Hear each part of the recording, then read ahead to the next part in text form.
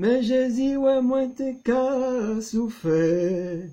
Il vient sauver moi. À nos sang, ali, moi, trouver pardon. À notre chair, ali, moi, trouver guérison. Il bat moi l'espérance en la vie éternelle. Et tu es moins content, content, content. Amen. Alléluia. Tu es moins content. Amen. Bonjour à tous et que la grâce et la paix de notre Seigneur Jésus-Christ soient notre partage. Et surtout, pas de panique à bord. Notre Seigneur Jésus est au contrôle. Bien sûr, nous respectons les recommandations gouvernementales, nous appliquons les barrières et le confinement. Alors, dans ce moment, dans ce temps dans lequel nous sommes, que le Seigneur nous aide en toutes choses. Ceci étant dit, le thème de la pensée d'aujourd'hui est « Avec Dieu, pas de frayeur ». Il est vrai que ce monde dans lequel nous vivons actuellement est à un paroxysme de perturbations sur le plan économique, sur le plan politique et social aussi, et maintenant sur le plan sanitaire. Cette pandémie retient l'attention du monde entier. Elle a pris même la vedette sur les attentats djihadistes. Si bien que nous entendons parler de guerre, le président de la République, par exemple, le président de la République de la France, a dit que nous sommes en guerre contre ce fléau, ce qui fait que l'on pourrait s'inquiéter outre mesure. Bien-aimés dans le Seigneur, ayons bon courage. Jésus-Christ a vaincu le monde. Ne permettons pas à l'angoisse qu'il y a dans le monde de nous atteindre. Par sa parole, le Seigneur nous engage à ne pas laisser nos cœurs s'alarmer. Certes, toutes les conditions sont réunies pour que nous cédions à la panique. Et même si cela pourrait arriver que nous cédions à la panique, nous sommes humains.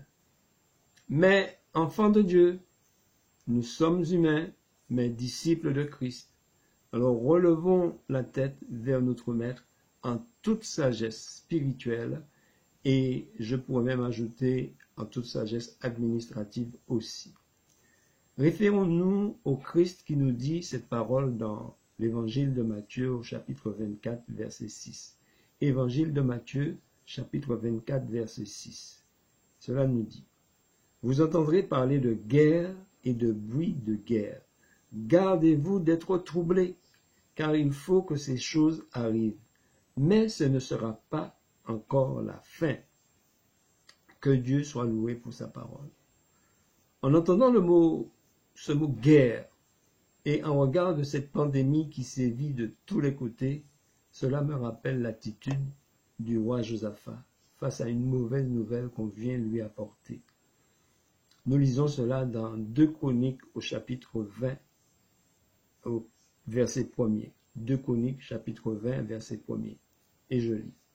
Après cela, les fils de Moab et les fils d'Ammon, et avec eux les Maonites, marchèrent contre Josaphat pour lui faire la guerre. On vint en informer Josaphat en disant: Une multitude nombreuse s'avance contre toi depuis l'autre côté de la mer, depuis la Syrie, et ils sont à Hatsatson Tamar, qui est En-Gedi. Dans sa frayeur, Josaphat se disposa à chercher l'Éternel, et il publia un jeûne pour tout Juda. Juda s'assembla pour invoquer l'Éternel, et l'on vint de toutes les villes de Juda pour chercher l'Éternel. Amen. Nous remarquons au verset 3, qui nous intéresse particulièrement. Dans sa frayeur, Josaphat se disposa à chercher l'Éternel. Dans sa frayeur, Josaphat se disposa à chercher l'Éternel. Il n'est pas interdit d'avoir peur. Il n'est pas interdit non plus d'être effrayé. Mais ce qu'il ne faut pas, c'est de rester tétanisé dans cette frayeur. Qu'a-t-il fait le roi Josaphat? Il se disposa à chercher l'Éternel. Ayant cherché l'Éternel, il ne panique plus. Car dans le livre d'Amos, il est dit au chapitre 5, verset 4, livre d'Amos chapitre 5, verset 4. Car ainsi parle l'Éternel à la maison d'Israël. Cherchez-moi et vous vivrez. Cherchez-moi et vous vivrez. En cherchant l'Éternel, on reçoit la vie et non la mort. Et cela lui a permis à Josaphat de prendre des décisions constructives.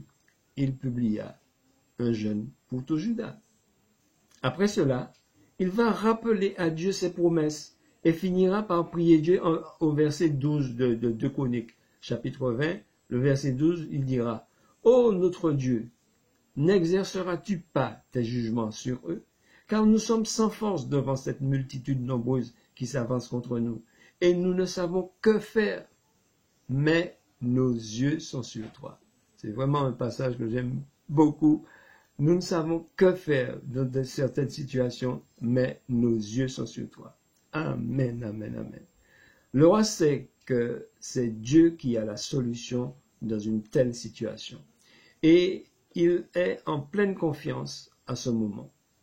Le psaume 34, verset 6 nous dit « Qui regarde vers lui, c'est-à-dire vers l'Éternel, est rayonnant de joie, et jamais son visage ne rougira de honte. » Je reprends, « Qui regarde vers lui est rayonnant de joie, et jamais son visage ne rougira de honte. » Au verset 14 de Chronique 20, la parole de Dieu nous dit, au verset 14 de Chronique, au chapitre 20, « Alors l'Esprit de l'Éternel vint sur Ahaziel, fils de Zacharie, descendant de Benaïa, de Yehiel et de Mattania, un lévite de la lignée d'Azaph, au milieu de l'assemblée. Ahaziel dit, « Soyez attentifs, vous tous qui habitez Juda et Jérusalem, et toi aussi, roi Josaphat. Voici ce que vous déclare l'Éternel.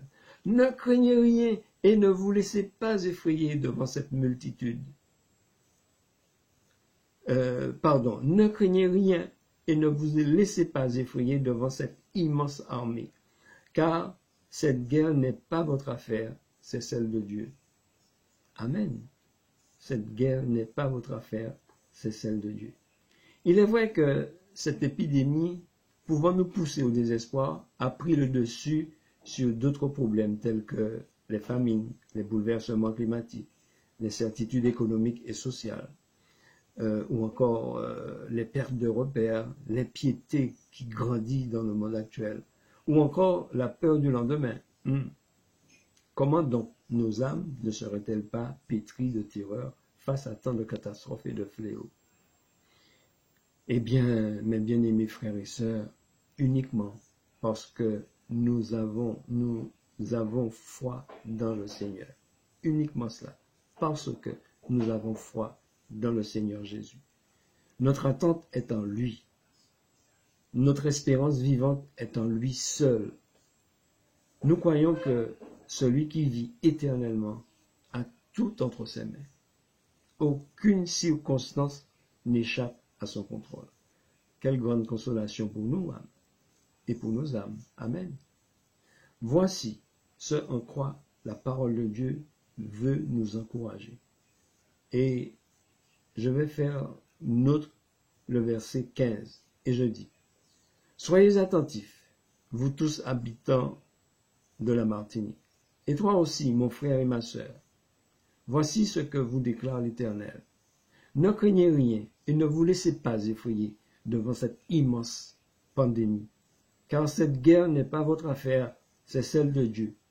Bien sûr, à condition de lui faire totalement confiance. » Le verset 17 nous annonce, le verset 17 du chapitre 20 de Chronique, cela nous annonce, vous n'aurez même pas à combattre, contentez-vous de prendre position et de vous tenir là. Vous verrez l'Éternel vous accorder la délivrance. Gens de Juda et de Jérusalem, ne craignez rien et ne vous laissez pas effrayer. Là, c'est Ahaziel qui parle. Ne craignez, vous n'aurez, le verset 17 du chapitre 20, vous n'aurez même pas à combattre. Contentez-vous de prendre position et de vous tenir là. Vous verrez l'Éternel vous accorder la délivrance. gens de Juda et de Jérusalem, ne craignez rien et ne vous laissez pas effrayer. Et l'Éternel leur donna la victoire. Ils n'ont pas eu à combattre. Ils n'ont eu simplement qu'à ramasser le butin. La solution de la situation actuelle que nous vivons est pareillement décrite dans la parole de Dieu. Et quand nous lisons par exemple Ésaïe chapitre 26 au verset 20, et la parole de Dieu nous dit là, « Va, ô mon peuple, entre dans ta chambre, sur toi, ferme la porte, cache-toi un instant, le temps que passe la colère. » Je reprends ce verset, c'est merveilleux. Ésaïe chapitre 26, verset 20. « Va, ô mon peuple, et entre dans ta chambre. Sur toi, ferme la porte. Cache-toi un instant, le temps que passe la colère. » Amen. C'est la règle actuelle. Cache-toi chez toi. C'est-à-dire, reste dans le confinement jusqu'à ce que tout cela se passe. Amen. Pour terminer, je ne peux que nous rendre à ce psaume 91 qui est devenu très réaliste aujourd'hui et actuel en ce temps dans lequel nous sommes. Surtout pour les enfants de Dieu. Versets 1er et 2 que je vais lire. Celui qui demeure sous l'abri du Très-Haut repose à l'ombre du Tout-Puissant. Je dis à l'Éternel, mon refuge et ma forteresse, mon Dieu en qui je me confie. Amen. Quel est celui en qui nous nous confions actuellement? En notre Seigneur Jésus-Christ. Alors proclamons chaque jour, Seigneur Jésus, aujourd'hui tu es mon refuge et ma forteresse. Je me confie en toi. Amen. Alléluia. Prions le Seigneur. Seigneur, en effet, tu es notre haute retraite, celui en qui nous nous confions, en qui nous avons tout pleinement.